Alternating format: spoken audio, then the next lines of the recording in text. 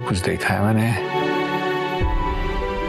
2 साराओं को देखा है आमने और वो बाबा से हर वो सवाल पूछेंगी जिनका उनका पूरा हक है। सामने। अजीब सा तरीका है कि जी घर है, मेहमान को गेट पे ही जो बातें सुनाती। अगर मम्मा को हम वहाँ ले जाएंगे तो अम्मी कहाँ जाएंगी?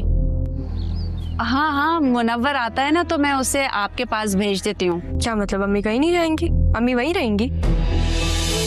मज़हर साहब काफ़ी ज़्यादा परेशान हो गए और फरहत को भी इस बात की टेंशन लगी हुई है कि आखिर उसका बेटा हैदराबाद में जाकर बैठ ही गया है, ना कोई खैर और ना कोई ख़बर।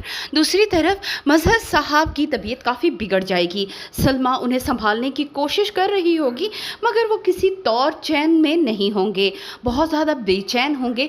रह रह कर उन्हें अपनी बेटी सारा याद आ रही होगी और उन्हें लग रहा है कि जो ख्वाब उन्होंने देखा है जिसमें सारा जैसी 2 लड़कियां उन्हें नजर आई हैं, अब उन्हें लगता है कि उनकी दूसरी बेटी भी जिंदा है और कहीं ना कहीं मौजूद है। आखिर ये ख्वाब उन्हें बार बार क्यों परेशान कर रहा है? यही बात को लेकर वो काफ़ी ज़्यादा परेशान होंगे। सरमत की माँ को बहुत ज़्यादा खुशी है कि उनकी होने वाली बहू बहुत सुघड़ होगी, क्योंकि वो सारा को अपनी बहू के तौर पर ही देख रही हैं, मगर उनका खामिद इस बात के हक में बिल्कुल भी नहीं है। उसे लगता है कि सरमत बचपन ही से ज़ारा को चाहता है, लिहाजा उसकी शादी ज़ारा से ही की जाए। हमें अपनी पसंद से नहीं बल्कि अपने बच्चों की पसंद से ये सारे मामला तय करने होंगे। सारा एक बेहतरीन लड़की है लेकिन वो कभी भी सरमत की पसंद नहीं हो सकती।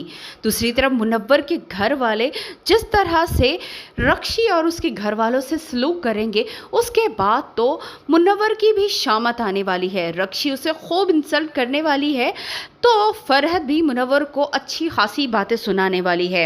मुनव्वर फ़िलहाल इस वजह से खामोश है कि उसे अच्छे खासे पैसे यहाँ से वसूल करने हैं। सारा और ज़ारा दोनों ही अब इस बात पर मुत्तफिक हो चुकी हैं कि उनके माँ बाप को मिलना चाहिए।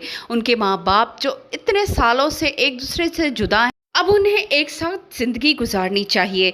शाज़िया को तो सब ने मार ही दिया था, शाज़िया के बारे में यही मशहूर कर दिया गया था और मज़हर साहब तो बेचारे यही जानते हैं कि उनकी बीवी काफ़ी अरसा पहले मर चुकी है। दूसरी तरफ मुनव्वर की माँ अब रक्षी के किसी भी बात में आने वाली नहीं है। उसे मालूम हो चुका है कि रक्षी की माँ बहुत ज़्यादा चालाक औरत है और वो अपने दामाद को कभी भी इतनी मोटी रकम कारोबार के लिए नहीं देगी, इसीलिए वो उसे खूब बातें सुनाएगी और उसकी बातें सुनकर फरहत को गुस्सा भी बहुत ही आने वाला है। उसे मालूम हो चुका है कि रक्षी की माँ को सारी खबरें हैं।